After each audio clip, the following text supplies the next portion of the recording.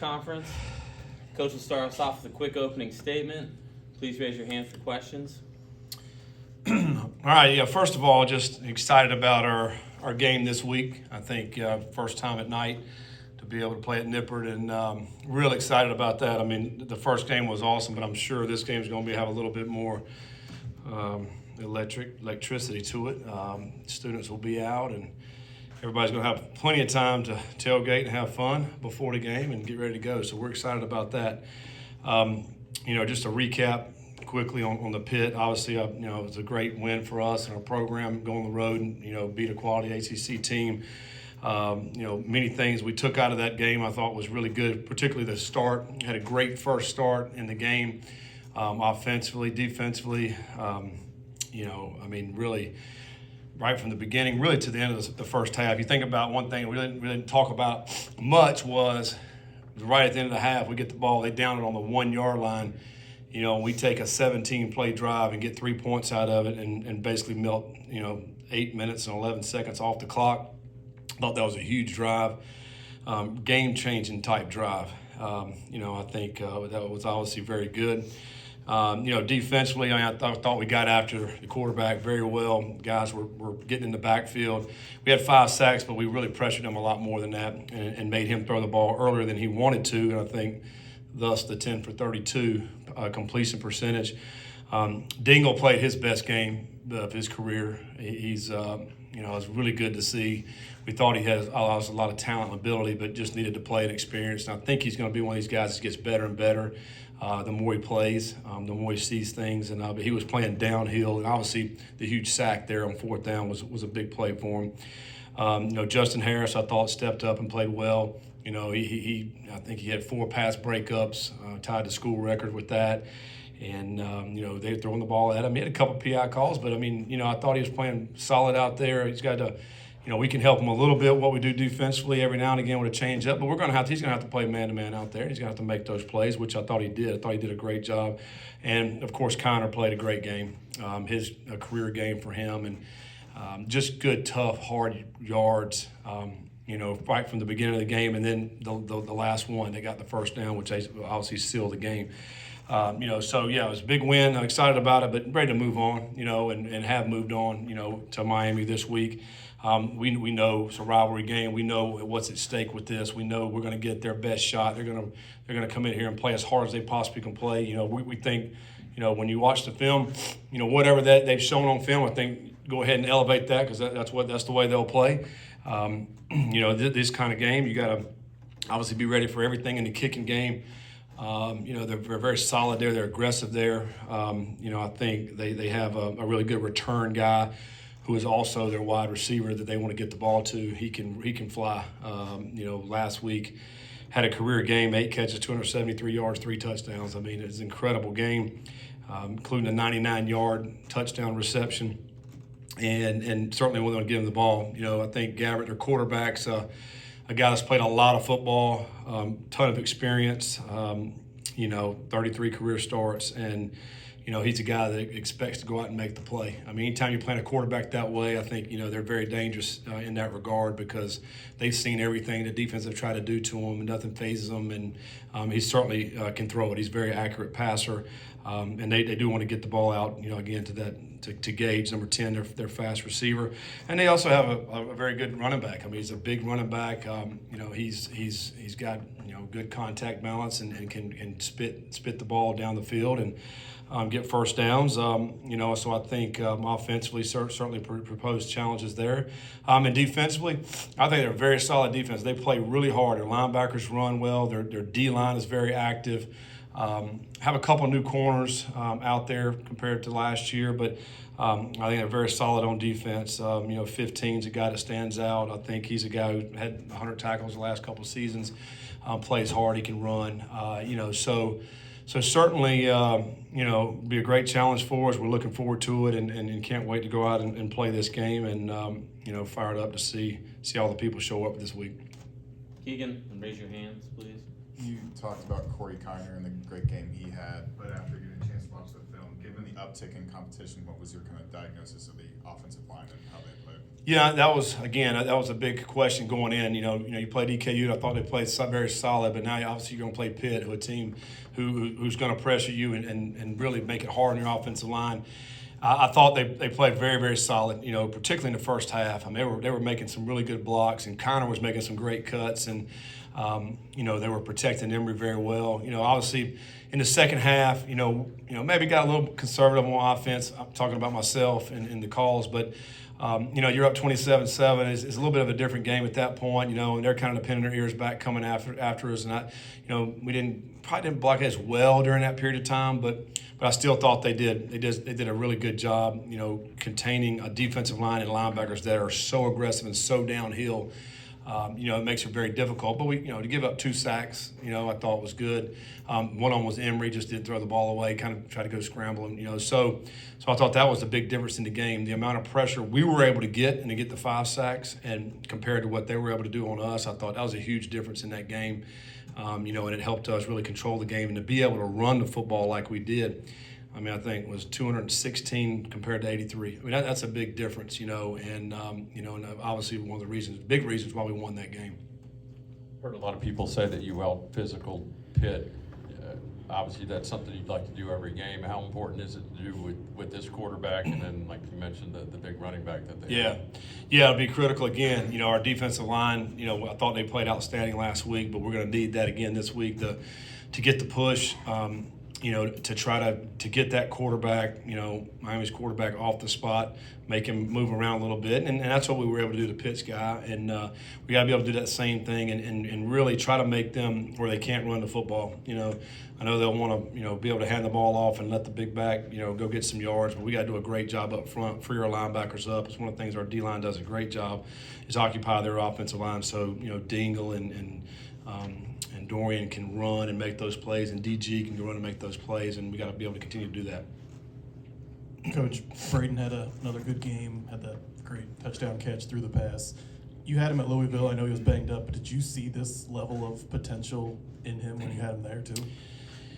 Yeah, I mean, I think when he first got there, we thought he had a lot of ability, but I think I said this summer. I mean, this summer, this August camp is the best he's ever looked, even before the injury that he had.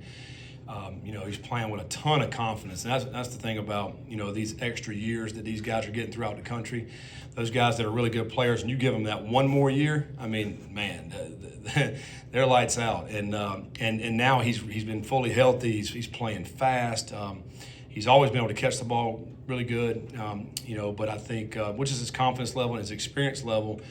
We can throw some things at him maybe that we didn't work on as much in practice, and he can go out and do it because he just understands what we're trying to do. And and here's the other thing about him. I mean, I expect him to make the play. When we're dialing his number, we expect him to make it, and he makes it. And and I think that is a wonderful thing. And a guy playing with so much confidence. I think he's on track. To continue to have another great year.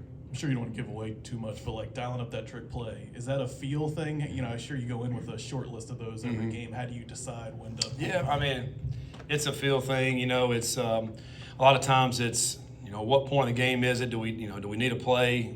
How aggressive are the defense? How they're playing? So much of the play calls and what we're trying to get to is what is the defense doing? And if a defense is becoming overly aggressive in a certain formation, a certain field zone, or a certain down and distance, we want to take advantage of that. If they're not, then we want to just take what they give us. And I think and it's a cat and mouse game. Back and forth throughout the whole game. We're trying to dial up some plays to counteract what they're doing, and obviously they're doing the same thing. So you're going back and forth. That's why some plays hit and some don't. And I think and that's why you can always go back and question yourself: was that a good call or not?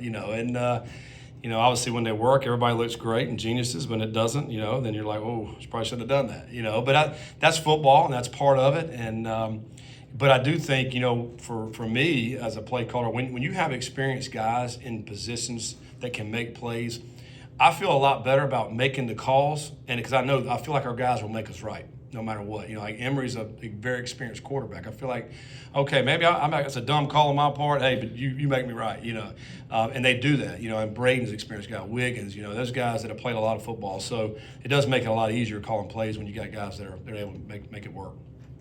Chuck Martin mentioned when talking about the Cincinnati defensive line, just big physical dudes up front that are a lot of fun to watch play.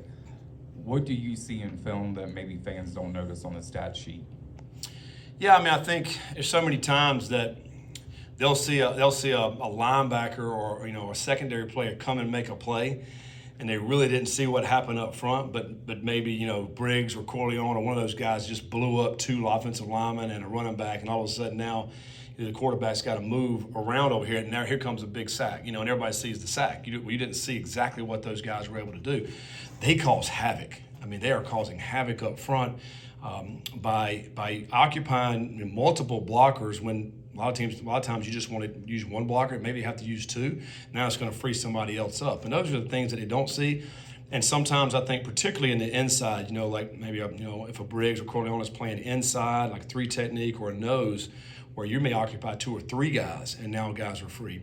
And they're basically sacrificing themselves, for the good of the team and the defense. And but they're team guys, and that's what makes them so special because, they're so talented and so big and strong and quick, but yet they understand the scheme of the defense, and they have to get in their gaps and do their job because it's going to free up someone else.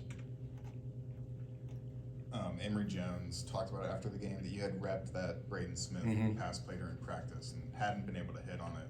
Then he also said the aggressiveness that you use in play calling kind of inspires them. Is that something you try to do? Is instill confidence in those guys? Absolutely, and I tell them I expect you guys to make every play. If we're calling, I expect you to make it. And if it didn't, sometimes it doesn't work in practice. Sometimes you don't get a great look, by your scout teams. Maybe it doesn't. They don't fit right or not as aggressive maybe as the team's going to be. But we certainly practice them and expect to hit them in the game. And our guys know now. I mean, maybe they didn't at the beginning of the season how aggressive we want to be offensively. They do know that now. Like, you're going to stay on the field. If it's fourth down, probably going to go for it. You expect them to make the play, but they like that. Like, our guys like that. They like the aggressiveness of it. Not just our offensive guys. I think our team likes it. Our defense too, because they know, man, we're here to win this game. We're going to be aggressive regardless, and we got each other's back. And I think that's the way we coach. That's the way our guys expect now. And I think that's why you have to play this game. Be aggressive with it and expect to make the plays when it's there. D-line's getting all this hype. Do you feel the guys behind them are maybe underrated a little bit? Dingle with the biggest play of the game. Yeah, I think Dingle played. He was for us. He was one of the defensive players of the game. And thought he again had his best game. So it goes hand in hand. If D-line's getting great push, then it's going to help the secondary in the pass game. And then vice versa. I think it all works together. We talk about playing as one, and I think that's the way it has to be. If everybody's doing their job, then a lot of guys are going to get accolades. A lot of guys are going to get noticed individually, and I think that's why it's such a beautiful game. Can't just be one guy. It's got to be everybody, and so I don't know if anybody's getting really overshadowed. I think guys deservingly so are getting credit up front. They're good players, but I think Dingle certainly has been mentioned a bunch this week about how well he played. So I think it's all good. How important has the kicking game been? Carter made 2 big field goals on Saturday, but just his steadiness in the last few games. Yeah, no, it's great. It's a big difference in the game. We knocked our 2 down. They missed theirs, and we won by 6, So that's a huge part of the game. It obviously determines decisions that will be made throughout the game. And, Carter was knocking them down. I thought he had a really good August, and I think we got a lot of confidence in him to knock those down. Obviously we do in Fletch and punting the football as well to be able to pin those guys back. He had 2 inside the 20. So the kicking game's huge. We spent a lot of time on the kicking game. Talking to Coach Combs, he said, man, this is the most he's spent on the kicking game in practice and all that, which I just think is a huge part of the formula for winning is that part of it. There's so many of those plays that can decide games. And so we spent a lot of time on it, and then hopefully throughout this season we'll be able to continue to make plays not only for the kickers but also the other players that are on these teams and how they can impact the game. Pitt had a receiver with 11 targets and 0 catches. Miami comes in having averaged 25 yards of play. What do you guys have to do in the secondary to limit their big playability? Well, I think number one, you have to stay on top. You know, you can't let number 10 get behind you because he's going to outrun you. And you know, I think Gabbard's got enough. I mean, he's got a great accuracy on the deep ball.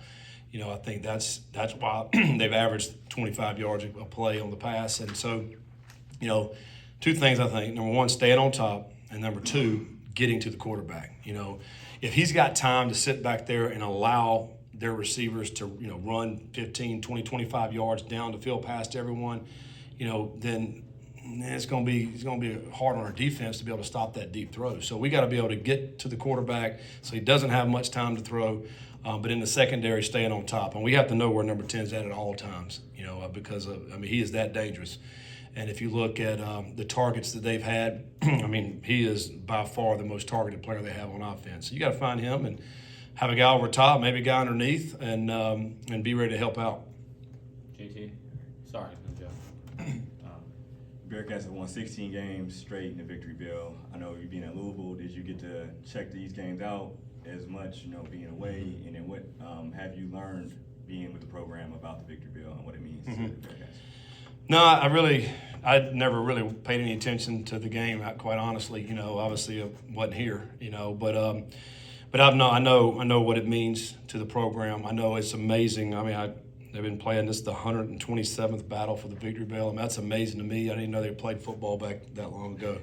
I mean, that's a long time. I mean, you know, and it's, you know, the ratio to wins and losses is very even.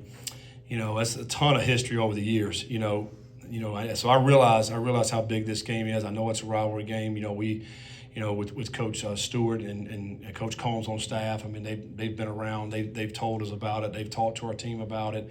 Obviously, you know, some of our newcomers that we have on our team, we're continuing to enlighten them about how important this is and what the rivalry is. You know, so yeah, we're making this we're full aware of what's happening when we're playing Miami. For us, still.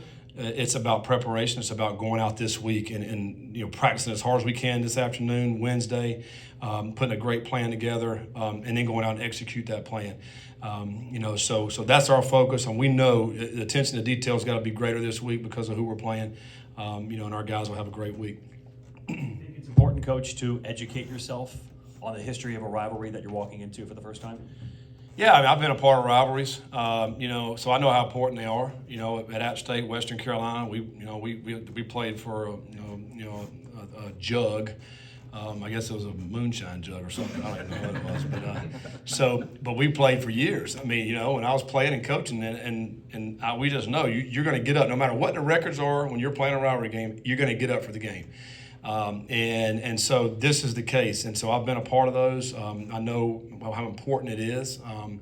You know, bragging rights for the fans, for the student body, for alumni, but more importantly, our football team. You know, and how well we can go out and play, and knowing that we're going to get Miami's best shot, and knowing that anything can happen in this game, crazy things can happen in this game, and that's just the way rivalry games are, and we have to be prepared for that, and that's why we have to have a great week.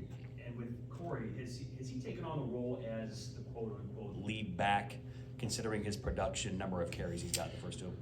Yeah, I mean, I think so. I mean, you saw that in this past week. I think, obviously, the first week he had over 100 yards again. You know, I tell you, Corey's a team guy. He's a great individual. He's awesome to be around. You know, great attitude every day at practice, always trying to get better. You know, so, yeah, I mean, I pull for guys like that. And, you know, I'm excited that he's been able to make a lot of plays for us. Again, we know he's a strong runner. He can break tackles. He's going to chug out those first downs. You know, it's hard for him to take it 70 for a touchdown. You know, that's just not his strength. But as long as he continues to break out, have big games, and getting first downs for us, then he will get more carries. You know, and we've said that all along. But he has kind of, I think, solidified himself to be, you know, the top back at this point in time. But we'll still have competition. We'll still allow some other guys to get in there and play, and let's see what they can do too. Keegan. Justin Harris is a fifth-year starter, or not a fifth-year starter, fifth-year guy that got his first start this past weekend. Up and down game, made some huge plays, especially the second down PBU to force the third and long. He struggled with injuries a lot. So what have you kind of known about his journey? How much have you gotten to know him and understand the kind of man he is? Yeah, no, I mean, number one, he's always in a bubbly attitude, bubbly mood. You know, he's always upbeat, smile on his face, trying trying to go out there and make plays. You know, I'm happy for him. He's getting this opportunity. It was a great opportunity for him to start in a big game, and for him to go out there and, you know, have 4 PBUs, and really they were, you know, throwing at him a lot, and for him to come out on top like that, I thought was great. I also think that he'll learn a lot from that. You know, getting that start, going out there and playing, and getting a lot of balls thrown your way. You know, it's great film to go off and coach off of, and to continue to get it better for him. I recognize he, you know, had a bad injury, and he's had some injuries throughout his career. For him to, you know, persevere and to keep battling back, and man, I mean, I love it. I love those stories of guys that don't give in, don't let down, don't quit. They just keep battling, keep fighting. You know, that's how we want to be as a team, you know, so he kind of exemplifies that as an individual, what we want our team to be. You know, maybe things don't go your way sometimes, you face adversity, but you keep battling, keep coming, you're going to be out on top at the end. And, you know, so I'm happy for him, and I know he'll continue to get better the more he plays throughout this season. You hope to have Sammy Anderson back?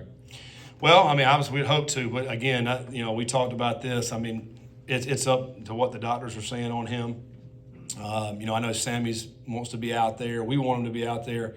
We're certainly going to listen to all the doctors and what they say in his regard. And, you know, we're still think there's some more tests again today, you know, on Sammy. And so we'll see where we're at with that. And, you know, would love to have him out there because, you know, I thought he had, you know, arguably the best August camp of the DBs.